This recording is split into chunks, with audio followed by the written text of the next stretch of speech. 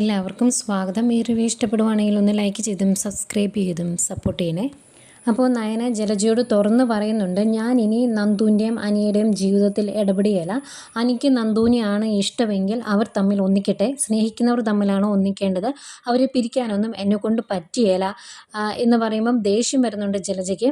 എന്നിട്ട് നയന പറയുന്നുണ്ട്, ശരിക്കും അവരുടെ ബന്ധത്തിന് എതിര് നിൽക്കുന്ന അപ്പച്ചിയും ഇളയമയും പറഞ്ഞാൽ മതിയല്ലോ എന്ന്. അന്നേരം പിന്നെ ഞങ്ങൾ എന്താ ചെയ്യണടി, നിൻ്റെ അനിയത്തിയെ ഇങ്ങോട്ട് കൂട്ടിക്കൊണ്ടു വന്നോ, അതിന് സമ്മതമുള്ള അതാണോ നിൻ്റെ ആഗ്രഹം എന്നൊക്കെ ചോദിക്കുമ്പം നയന പറയുന്നുണ്ട്, അതെന്താണെങ്കിലും ഇനി ആ കാര്യം പറഞ്ഞുകൊണ്ട് എൻ്റെ അടുത്തോട്ട് വരേണ്ട കാര്യമില്ല, ഞാൻ അതിൻ്റെ അകത്ത് ഇടപെടില്ല. പിന്നെ ഇളയമ്മയ്ക്ക് അനി നന്ദുവിനെ വിവാഹം കഴിക്കുന്നത് ഇഷ്ടമല്ല എങ്കിൽ അനിയെ പറഞ്ഞ് ഇളയമ്മ തിരുത്തണം. അതിന് ഇളയമ്മയ്ക്ക് കഴിയുന്നില്ല എങ്കിൽ അതിൻ്റെ ഭാരം മൊത്തം ഞങ്ങളുടെ തലയിലേക്കല്ല വെക്കേണ്ടത് എന്ന് പറഞ്ഞിട്ട് നയനി അങ്ങോട്ട് പോകും. ആകെ ദേഷ്യത്തിൽ നിൽക്കുവാണ് ജലജ. അതുകൊണ്ട് തന്നെ ജലജ തൊട്ടടുത്ത നിമിഷം നമ്മുടെ നവീൻ്റെ അമ്മയെ വിളിക്കുവാണ്. പത്മയെ വിളിച്ച് ഈ കാര്യങ്ങളൊക്കെ പറയുന്നു. അന്നേരം പത്മ അത് വിശ്വസിക്കുന്നില്ല. പത്മ പറയുവാണ്, നിൻ്റെ മോൻ്റെയും നാവ് ആരും വിശ്വസിക്കുകയില്ല, ലോകം മൊത്തം കള്ളം പറഞ്ഞ് പരത്തുക എന്നതാണല്ലോ നിൻ്റെയൊക്കെ സ്വഭാവം എന്നൊക്കെ പറയുമ്പം ജലജ പറയുന്നുണ്ട്, ഇത് കള്ളമൊന്നുമല്ല, മോൻ വീട്ടിലുണ്ടെങ്കിൽ വിളിച്ച് ചോദിച്ചു നോക്കുക, അപ്പോൾ അറിയാം കാര്യങ്ങളൊക്കെ. ഈ ഒരു ആഗ്രഹം അവൻ തുറന്ന് പറയുകയും ചെയ്തു. അതിൻ്റെ പേരിൽ ആ വീട്ടിൽ ചെന്ന് കനകയോടും ഗോവിന്ദനോടും പെണ്ണ് ചോദിക്കുകയും ചെയ്തു. അത്രയും സംഭവങ്ങളൊക്കെ നടന്നിട്ടുണ്ട്. എന്നിട്ടും പത്മ അറിഞ്ഞില്ല എങ്കിൽ പത്മയൊന്ന് ചോദിച്ചു നോക്ക്, ഇനിയിപ്പം മോൻ തുറന്നു പറയുമ്പോഴെങ്കിലും വിശ്വസിക്കാമല്ലോ എന്നൊക്കെ പറയുന്നു. അതായത് ഇത്രയും പറഞ്ഞു കഴിയുമ്പോഴേക്കും ആകെ ദേഷ്യം വരുന്നു. ഫോൺ വെക്കുവാണ് ദേഷ്യപ്പെട്ട് പത്മ. എന്നിട്ട് അതിൻ്റെ കൂടെ എടുത്തു പറഞ്ഞായിരുന്നു, കനകയ്ക്കും ഗോവിന്ദനും ഒക്കെ നവീനെ ഭയങ്കര ഇഷ്ടമാണ്. അവളുടെ ആഗ്രഹം അറിയാലോ, കാശുള്ള വീട്ടിലേക്ക് പെൺകുട്ടികളെ വിട്ട് വിവാഹം കഴിപ്പിച്ച് വിടുക എന്നതാണ് അവളുടെ ആഗ്രഹം. അതും ഏതായാലും സാധിച്ചു കിട്ടാൻ പോവാണ് എന്നൊക്കെ പറഞ്ഞു ചെറിയ കുത്തും കൊടുത്തിട്ടാണ് ഫോൺ വയ്ക്കുന്നത്. അതുകൊണ്ട് തന്നെ പത്മയ്ക്ക് ദേഷ്യം വരുന്നു. പത്മ ചായ എടുത്തുകൊണ്ടിരിക്കുമായിരുന്നു. ആ ചായയും കൊണ്ട് നേരെ നവീൻ്റെ മുത്തശ്ശൻ്റെ അടുത്ത് ചെല്ലുന്നു. എന്നിട്ട് മുത്തശ്ശനോട് ഈ കാര്യം പറയും. അന്നേരം മുത്തശ്ശൻ പറയുന്നുണ്ട്, ഇങ്ങനെ ഒരു കാര്യം ഇടയ്ക്കിടയ്ക്ക് സഹൃദയൻ ഇവിടെ പറയുന്നുണ്ടായിരുന്നു, പക്ഷേ അപ്പോഴും നവീൻ ഇതിന് വലിയ പ്രാധാന്യം കൊടുക്കാത്തതുകൊണ്ട് ഞാനത് വലിയ കാര്യമാക്കിയില്ല എന്ന് പറയുമ്പം പത്മ പറയുന്നുണ്ട്, എനിക്ക് പണ്ടേ കനകയെ ഇഷ്ടമല്ല, അമ്പലത്തിൽ വരുമ്പം പോലും ഞാൻ അവളുടെ മുഖത്ത് പോലും നോക്കാറില്ല. അവൾക്ക് കാശുള്ള വീട്ടിലേക്ക് പെൺകുട്ടികളെ കെട്ടിച്ചു വിടണം. അതിനുവേണ്ടി എന്തൊക്കെ അഭ്യാസം കാണിച്ചാണ് നവ്യയും നയനയും ആ അനന്തപുരിയിലേക്ക് കെട്ടിച്ചു വിട്ടത്. ഇനി ഇളയ മോളെ ഇങ്ങോട്ട് കൂട്ടിക്കൊണ്ട് വരണമെന്ന്, ഇങ്ങോട്ട് വിവാഹം കഴിപ്പിച്ച് വിടണമെന്നായിരിക്കും അവളുടെ ആഗ്രഹം. അത് നടക്കുകയില്ല, ഞാൻ സമ്മതിക്കത്തില്ല എന്ന് പറയുന്നു. അന്നേരം മുത്തശ്ശൻ പറയുന്നുണ്ട്, നിന്നോട് ഇത് വിളിച്ച് പറഞ്ഞത് ജലജയാണെന്നല്ലേ പറഞ്ഞത്, അവളുടെ നാവ് ശരിയാണോ എന്ന് നമുക്കറിയില്ലല്ലോ, അതുകൊണ്ട് സത്യം അറിഞ്ഞിട്ട് നീ ദേഷ്യപ്പെട്ടാൽ മതി എന്നൊക്കെ പറയുന്നതേക്കും നവീൻ വരും കേട്ടോ. നവീൻ പുറത്ത് പോയതായിരുന്നു. നവീൻ കയറി വരുന്നത് ഈ കാര്യം ചോദിക്കും പത്മ. എന്നിട്ട് ദേഷ്യപ്പെട്ട് പറയുന്നുണ്ട്, ആ കനകയെ എനിക്ക് ഇഷ്ടമല്ല, അതുപോലെ തന്നെ അവളുടെ മോളെയും എനിക്ക് ഒട്ടും ഇഷ്ടമല്ല. അത്രയും തൻ്റെ ഉള്ള പെൺകുട്ടികളെ ഒന്നും വിവാഹം കഴിക്കാൻ ഞാൻ സമ്മതിക്കത്തില്ല എന്ന് നിന്നോട് നേരത്തെ പറഞ്ഞിട്ടുള്ളതാണ്. എന്നിട്ട് നീ ഈ പണി കാണിച്ചു വെച്ചല്ലോ, എനിക്കിത് ഇഷ്ടമല്ല, ഞാൻ സമ്മതിക്കത്തില്ല, അത് കരുതി നീ മുന്നോട്ട് പോകണ്ട എന്നൊക്കെ ഇങ്ങനെ പറയുമ്പം നവീൻ കൂളായിട്ട് നിന്ന് പറയും, അമ്മയ്ക്ക് ഇഷ്ടമല്ലെങ്കിൽ വേണമെന്ന് ഞാൻ നിർബന്ധിച്ചോ എന്ന് ചോദിക്കും.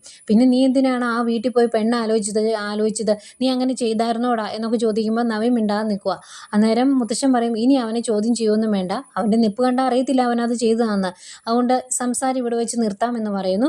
അന്നേരവും പത്മ പറയുന്നുണ്ട്, ഞാൻ സംസാരമൊക്കെ നിർത്താം, പക്ഷേ ആ പെണ്ണിനെ ഇങ്ങോട്ട് കൂട്ടിക്കൊണ്ട് വരാമെന്ന് നീ കരുതണ്ട. ആണുങ്ങളെ പോലെ മുടിയും വെട്ടി ജീൻസും ടോപ്പും ഇട്ട് ആണുങ്ങളെ വരെ അടിച്ച് താഴെ ഇടുന്ന തൻ്റെടുമായിട്ട് നടക്കുന്ന അവളെ എൻ്റെ മരുമകളാക്കാൻ എനിക്ക് ഇഷ്ടമല്ല, അത് ഞാൻ ഒരിക്കലും സമ്മതിച്ചു തരില്ല എന്ന് ഉറപ്പിച്ച് പറയുവാണ് പത്മ. അന്നേരം നവീൻ പറയും, വേണ്ടെന്നേ, അമ്മയ്ക്ക് ഇഷ്ടമല്ലെങ്കിൽ ഇങ്ങോട്ട് കൂട്ടിക്കൊണ്ട് വന്നെന്ന് ഞാൻ പറഞ്ഞില്ലല്ലോ, പിന്നെ ഇതിന് അമ്മ ബഹളം വെക്കുന്നത് എന്ന് ചോദിക്കും.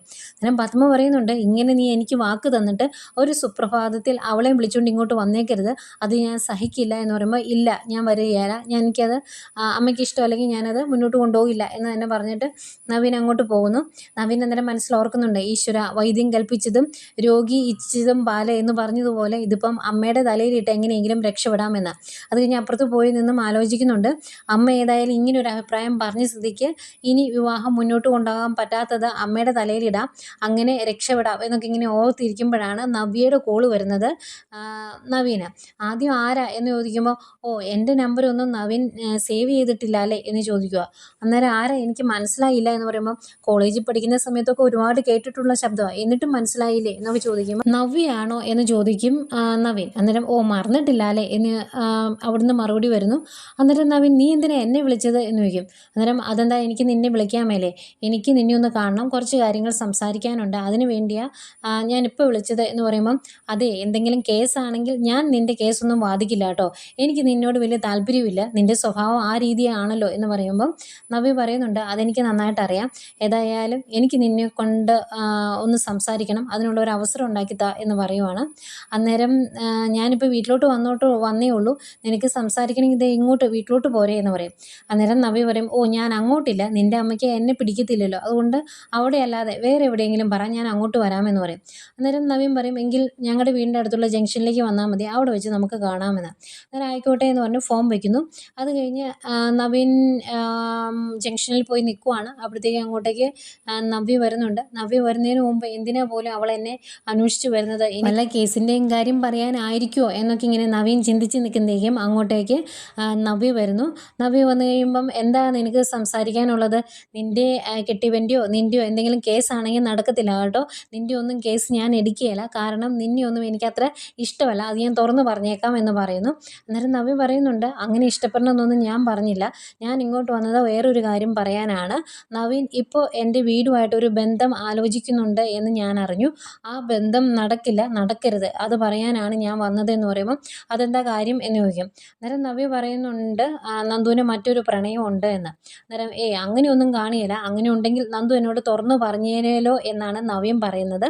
അന്നേരം നവ്യ പറയും, അങ്ങനെയൊന്നും അവൾക്ക് പെട്ടെന്ന് തുറന്നു പറയാൻ സാധിക്കില്ല, കാരണം നവീൻ്റെ കൂടെ എപ്പോഴും നടക്കുന്ന ഒരാളെ തന്നെയാണ് അവൾ പ്രണയിക്കുന്നത്, അതുകൊണ്ടാണ് അവൾക്ക് തുറന്നു പറയാനുള്ള ബുദ്ധിമുട്ടുണ്ടാകുന്നത് എന്നും പറയുമ്പം നവീൻ ചോദിക്കും, അതാരാ എന്ന്.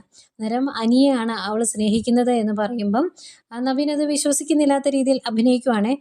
അങ്ങനെയൊന്നുമില്ല, അവർ നല്ല ഫ്രണ്ട്സ് മാത്രമാണ്, ഞങ്ങൾ തമ്മിലുള്ള വിവാഹം നടക്കാതിരിക്കാൻ വേണ്ടി നീ ഇങ്ങനെ ഒരു നുണ പറയുന്നതല്ലേ, കാരണം നിൻ്റെ മുന്നിൽ കൂടിയാണ് അവൾ അഭിയെ അറസ്റ്റ് ചെയ്തുകൊണ്ട് പോയത്, അതുമാത്രമല്ല നിൻ്റെ റിക്വസ്റ്റ് ഒന്നും പരിഗണിക്കാതെ അവനെ ലോക്കപ്പിലിട്ട് തല്ലുകയും ചെയ്തു, അതിൻ്റെ വാശിക്ക് അവൾക്കൊരു നല്ല ജീവിതം കിട്ടാതിരിക്കാൻ വേണ്ടിയല്ലേ നീ എന്നോട് ഇതെല്ലാം വന്ന് പറയുന്നത്, അതുകൊണ്ട് അത് നടക്കുകയില്ല. ഇനിയിപ്പം അങ്ങനെ ഒരു കാര്യം ഉണ്ടെങ്കിൽ തന്നെ ഞാൻ ആദ്യമായിട്ട് ഇഷ്ടപ്പെട്ട പെൺകുട്ടിയാണ് നന്ദു, അവളെ കൈവിട്ട് കളയാൻ ഞാൻ തയ്യാറല്ല, അതുകൊണ്ട് ഈ ഒരു വിവാഹാലോചനയായിട്ട് ഞാൻ മുന്നോട്ട് പോകും, എൻ്റെ അച്ഛനെയും അമ്മയും ഒക്കെ ഈ കാര്യങ്ങൾ ഇനി അറിയിക്കണം, അതിനുശേഷം ചിങ്ങത്തിൽ തന്നെ ഞങ്ങളുടെ വിവാഹം നടക്കും, അതിന് യാതൊരു മാറ്റവും ഉണ്ടാകില്ല എന്ന് പറയുമ്പോഴും നവ്യ പറയുന്നുണ്ട്, അവളുടെ മനസ്സിൽ അനിയാണ്, അവരെ തമ്മിൽ പിരിക്കാൻ നോക്കണ്ട, അത് നടക്കുകയില്ല എന്നൊക്കെ പറയുമ്പം നവ്യം പറയും, അതൊന്നും നടക്കുന്ന കാര്യമല്ല, ഞങ്ങളുടെ വിവാഹം നടക്കും, അതിനകത്ത് ഇനി നീ കുത്തിത്തിരിപ്പുമായിട്ട് വരണ്ട എന്ന് പറഞ്ഞിട്ടാണ് നവീൻ അങ്ങ് പോകുന്നത്. പോയി കഴിയുമ്പോഴേക്കും നവ്യയ്ക്ക് ഭയങ്കര വിഷമമാണ്. ഈശ്വര, ഇനി എനിക്ക് നന്ദുവിനും കിട്ടിയേലേ, ഇനിയിപ്പോൾ എന്താ ചെയ്യുന്നത്, ഞാൻ പറഞ്ഞിട്ടും നവീൻ അത് വിശ്വസിക്കുന്നില്ലല്ലോ എന്നൊക്കെ ഓർത്ത് ഭയങ്കരമായിട്ട് വിഷമിച്ച് നിൽക്കുക നവ്യ. ഏതായാലും ഇവിടുന്ന് പോകുന്ന നവീൻ ഈ കാര്യം നയനെ വിളിച്ച് പറയുന്നു. നയന അത് ആദർശനോട് സംസാരിക്കുക. അന്നേരം ആദർശ് പറയും, അവൾ എന്തിനാ അങ്ങനെ ഒരു കാര്യം ചെയ്തത്, നന്ദുവിന് നല്ലൊരു ജീവിതം കിട്ടാതിരിക്കാൻ വേണ്ടി അവൾ വാശി തീർത്തതല്ലേ എന്നൊക്കെ ഇങ്ങനെ പറയുമ്പം നയന പറയുന്നുണ്ട്, എനിക്ക് അങ്ങനെ തോന്നുന്നില്ല ചേച്ചി, നമ്മളുടെ ഭാഗത്താണ് എങ്കിൽ എനിക്ക് നന്ദുവിന് കിട്ടാനല്ലേ ചേച്ചി ആഗ്രഹിക്കുകയുള്ളൂ, അങ്ങനെ നമുക്ക് ചിന്തിച്ചുകൂടെ എന്ന് ചോദിക്കുമ്പം ആദർശ് പറയുന്നുണ്ട്, എനിക്ക് അങ്ങനെ തോന്നുന്നില്ല, നന്ദുവിനോട് അവൾക്ക് നല്ല ദേഷ്യമുണ്ട്, അതുകൊണ്ട് തന്നെ നന്ദുവിന് ഒരിക്കലും ഇങ്ങോട്ട് വരാൻ പറ്റുകയില്ല എന്ന് അവൾക്കറിയാം, ആ സ്ഥിതിക്ക് വേറെ നല്ല വിവാഹാലോചനയോ ബന്ധമോ ഒന്നും അവൾക്ക് വരാതിരിക്കാൻ വേണ്ടി അവൾ നവീനോട് ഈ കാര്യം പറഞ്ഞതാണ്. നവീനെ വിവാഹം കഴിച്ചാൽ നന്ദുവിനൊരു നല്ല ജീവിതം കിട്ടൂലോ, അത് അവൾ ആഗ്രഹിക്കുന്നില്ല എന്ന് ആദർശ് പറയുമ്പം നയന പറയുന്നുണ്ട്, എനിക്ക് അങ്ങനെ തോന്നുന്നില്ല, നന്ദുവിന് അനിയാണ് ഇഷ്ടമെന്ന് ചേച്ചിക്കറിയാം, അതുകൊണ്ട് തന്നെ എങ്ങനെയെങ്കിലും അവരൊന്നിക്കട്ടെ എന്നാണ് ചേച്ചി ചിന്തിക്കുന്നതെങ്കിൽ നമ്മളുടെ ഭാഗത്തേക്ക് ചേച്ചി വന്നു എന്ന് നമുക്ക് കരുതാലോ എന്നൊക്കെ പറയുമ്പം ആദർശ് പറയുന്നുണ്ട്, എന്തൊക്കെയാണേലും എനിക്കിത് വിശ്വസിക്കാൻ ഇത്തിരി ബുദ്ധിമുട്ടുണ്ട്, ഏതായാലും ഞാൻ സേവ്യറിനെ ഒന്നുകൂടെ കാണട്ടെ, എന്നിട്ട് നവ്യയുടെ ഫോൺ റെക്കോർഡിങ്ങും കാര്യങ്ങളൊക്കെ ഒന്നുകൂടെ ചെക്ക് ചെയ്ത് കഴിയുമ്പം നമുക്ക് ആ കാര്യങ്ങൾക്കൊക്കെ ഒരു തീരുമാനമാകും, അങ്ങനെയാണെങ്കിൽ ഈ നാടകം നമുക്കിന്ന് പൊളിക്കണം എന്ന് പറഞ്ഞിട്ടാണ് ആദർശ് അവിടുന്ന് പോകുന്നത്. ഇവിടെ ഈ രീതിയിൽ കാര്യങ്ങൾ മുന്നോട്ട് പോകുമ്പോൾ അവിടെ നമ്മുടെ മുത്തശ്ശനും നവീൻ്റെ മുത്തശ്ശനും അമ്മയും കൂടി കനകയും ഗോവിന്ദനെയും കാണാനായിട്ട് ചെല്ലുവാണ്. അവരുടെ വരവൊക്കെ കാണുമ്പം നമ്മൾ ഓർക്കും അവിടെ പൊരിഞ്ഞടി നടക്കുമെന്ന്. വരുന്നത് ആകെ ടെൻഷനാണ് കനകയ്ക്ക്. ഈശ്വര, നവീൻ മോൻ്റെ മുത്തശ്ശനും അമ്മയാണല്ലോ വരുന്നത്, ഇനി നമ്മളോട് വല്ലതും ചോദിക്കാനാണോ, ബഹളം വെക്കുമോ എന്നൊക്കെ ഇങ്ങനെ പേടിച്ച് കനക പറയുന്നുണ്ട്. എന്തായാലും അവർ കയറി വന്നു കഴിയുമ്പോഴും അവരുടെ മുഖത്ത് അത്യാവശ്യം നല്ല ഗൗരവമാണ്. മുത്തശ്ശനോട് ഇരിക്കുക എന്നൊക്കെ പറയുന്നത് പറയുമ്പോഴത്തേക്കും മുത്തശ്ശൻ പറയുന്നുണ്ട്, ഞാൻ ഇരിക്കുന്നൊന്നുമില്ല, ഞങ്ങളൊരു കാര്യം അറിഞ്ഞു, അതിനെപ്പറ്റി ചോദിക്കാനാണ് വന്നത് എന്ന്. അന്നേരം എന്താ എന്ന് ചോദിക്കുമ്പം, അല്ല ഞങ്ങളുടെ നവീൻ ഇടയ്ക്കൊക്കെ ഇവിടെ വരാറുണ്ടല്ലേ എന്ന് പറയുമ്പം, ആ ഉണ്ട് എന്ന് പറയും. എന്നിട്ട് അവൻ ഇവിടുത്തെ നന്ദുവിനെ വിവാഹം ആലോചിച്ചു എന്നൊക്കെ കേട്ടല്ലോ എന്ന് പറയുമ്പം, ആ മോൻ അങ്ങനെ ഒരു ആഗ്രഹം ഞങ്ങളോട് വന്ന് പറഞ്ഞു, ഞങ്ങൾക്കതിൽ താല്പര്യം ഉണ്ടായിരുന്നു എന്ന് പറയുമ്പം മുത്തശ്ശൻ പറയുവാണ്, അങ്ങനെ നിങ്ങൾ മാത്രം കാര്യങ്ങൾ അറിഞ്ഞ് മുന്നോട്ട് പോവുകയാണ് എങ്കിൽ നിങ്ങൾ തന്നെ എല്ലാം നടത്തിക്കോ, അത് പറയാനാണ് ഞങ്ങളിങ്ങ് വന്നത് എന്ന് പറയുമ്പോഴത്തേക്കും അവരുടെ മുഖം അങ്ങ് മങ്ങുവേ. അന്നേരം പത്മ പറയുവാണ്, കനകെ ഞാൻ പണ്ടേ നിന്നോട് പറഞ്ഞിട്ടുള്ളതാണ് തൻ്റേടിയായ പെണ്ണുങ്ങളെ എനിക്കിഷ്ടമല്ല എന്ന്. ആ ഇഷ്ടക്കേട് ഞാൻ പലപ്പോഴും കാണിച്ചിട്ടും ഉള്ളതാണ്. പക്ഷേ എൻ്റെ മകന് ഇങ്ങനൊരു ആഗ്രഹം ഉണ്ട് എന്നറിഞ്ഞപ്പം ഞാൻ എൻ്റെ ആ ഇഷ്ടക്കേടെല്ലാം മാറ്റിവെച്ചു, അവൻ്റെ ഇഷ്ടത്തിനൊപ്പം നിൽക്കാൻ ഞങ്ങൾ തീരുമാനിച്ചു എന്ന് പത്മ പറയുന്നു. അന്നേക്കും ഭയങ്കര സന്തോഷം കനകയ്ക്കും ഗോവിന്ദനും. അതുപോലെ മുത്തശ്ശനും പറയുന്നുണ്ട്, അവൻ്റെ വിവാഹം ചിങ്ങത്തിൽ നടത്തണമെന്നാണ് ഞങ്ങൾ ആലോചിച്ചുകൊണ്ടിരുന്നത്. അപ്പോൾ അങ്ങനെ ഒരു പെണ്ണിനെ പെട്ടെന്ന് കണ്ടെത്താൻ പറ്റത്തില്ലല്ലോ വേറെ. ഏതായാലും അവൻ്റെ ഇഷ്ടം തന്നെ നടക്കട്ടെ എന്ന് ഞങ്ങൾ തീരുമാനിച്ചു എന്ന് പറയും. അന്നേരം പത്മ പറയുന്നുണ്ട്, ആദ്യം ഇത് കേട്ടപ്പോൾ എനിക്ക് നല്ല ദേഷ്യം വന്നു, ഞാൻ അവനുമായിട്ട് നല്ല വഴക്കൊക്കെ ഉണ്ടാക്കിയതാണ്. അതിനുശേഷം അച്ഛനും അതുപോലെ എൻ്റെ ഭർത്താവും ഒക്കെ എന്നോട് സംസാരിച്ചു. അത് കഴിഞ്ഞ് കുറേ നേരം ഇരുന്ന് ചിന്തിച്ചപ്പം ഞാൻ ഓർത്തു അവൻ്റെ ഇഷ്ടം തന്നെ നടക്കട്ടെ എന്ന്. എന്നെപ്പോലെ തന്നെ ഭയങ്കര വാശിയുള്ളവനാണ് നവീൻ. അതുകൊണ്ട് ഈ വിവാഹം നടന്നില്ല എങ്കിൽ ഇനി മറ്റൊരു വിവാഹം വേണ്ട എന്ന് അവൻ തീരുമാനിച്ചാലോ, അതുകൊണ്ട് അവൻ്റെ ഇഷ്ടം പോലെ കാര്യങ്ങൾ നടക്കട്ടെ എന്ന് ഞങ്ങൾ തീരുമാനിച്ചു എന്ന് പറയുമ്പോഴത്തേക്കും ഭയങ്കര സന്തോഷം. അന്നേരം പത്മ ചോദിക്കും, എന്ത് ചെയ്യും നന്ദു എന്ത് ചെയ്യുന്നു ചോദിക്കും. അന്നേരത്തേക്കും നന്ദു അങ്ങോട്ട് വരുവേ. അന്നേരം പത്മ പറയുവാണ്, ഇവളൊരു തൻ്റേടിയായ പെണ്ണായതുകൊണ്ട് തന്നെ ഇവളെ ഞാൻ ഇതുവരെ കണ്ടിട്ടില്ല, നേരാവണ്ണം നോക്കിയിട്ടില്ല, ഇനി ഞാൻ നന്നായിട്ടൊന്ന് നോക്കട്ടെ എൻ്റെ മരുമകളായിട്ട് എന്ന് പറയും. എന്നിട്ട് ചേർത്ത് പിടിക്കുകയൊക്കെ ചെയ്യുന്നുണ്ട്. അതോടെ കേൾക്കുമ്പോഴേക്കും ആകെ വിഷമിച്ച് തളർന്ന് നിൽക്കുവാണ് നന്ദു. എന്നിട്ട് കുറച്ച് നേരം സംസാരിച്ചിട്ട് അവർ പോകാൻ തുടങ്ങുമ്പം കനക പറയും, അങ്ങനെ പോകാനൊന്നും പറ്റത്തില്ല, നല്ലൊരു കാര്യം പറയാനായിട്ട് നിങ്ങൾ വന്നതാണ്, അതും ആദ്യമായിട്ട്, അതുകൊണ്ട് എന്തെങ്കിലും കഴിച്ചിട്ടേ പോകാൻ സമ്മതിക്കുകയുള്ളൂ എന്ന് പറയുമ്പോഴും വേണ്ട എന്നാണ് പറയുന്നത്. അന്നേരം ഒരു ഗ്ലാസ് ചായ എങ്കിലും കുടിച്ചിട്ട് പോയാൽ മതി, ഞാൻ ചായ എടുക്കാം എന്ന് പറഞ്ഞ് കനക അകത്തേക്ക് പോകുന്നു. അന്നേരം പത്മ നന്ദുവിനോട് വാ നമുക്കിവിടെ ഇരിക്കാമെന്ന് പറഞ്ഞ് അടുത്ത് പിടിച്ചിരുത്തും. എന്നിട്ട് പറയുന്നുണ്ട്, അതെ വിവാഹം കഴിഞ്ഞ് അങ്ങോട്ട് വന്നാലും അടുക്കള ജോലി ഒന്നും ചെയ്യേണ്ട കാര്യമില്ല, അവിടെ അതിന് മാത്രം വലിയ ജോലികളൊന്നുമില്ല. പിന്നെ ജോലി ചെയ്യുന്ന സമയത്ത് അവനെപ്പോലെ നിയമം മുറുകെ പിടിച്ച് ശത്രുക്കളെ ഉണ്ടാക്കിയേക്കരുത്, ആണുങ്ങളെ പോലും അടിച്ചിടുന്ന സ്വഭാവം നിനക്ക് ഉണ്ട് എന്നും, കുഞ്ഞിലേ തൊട്ട് അങ്ങനെയുള്ള കാര്യങ്ങൾ കോളേജിൽ പഠിക്കുന്ന കാലം തൊട്ട് ഇങ്ങനെയുള്ള കാര്യങ്ങളൊക്കെ ചെയ്യുന്നതാണ് എന്നൊക്കെ ഞങ്ങൾക്കറിയാം.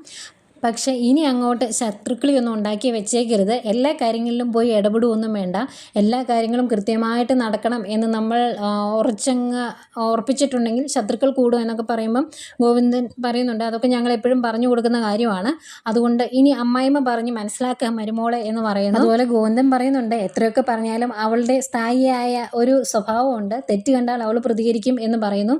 ഇതൊക്കെ കേട്ട് ആകെ വിഷമിച്ചിരിക്കുന്ന നന്ദുവിനെ കാണിച്ചുകൊണ്ട് ഇന്നത്തെ കഥ തീരുന്നു.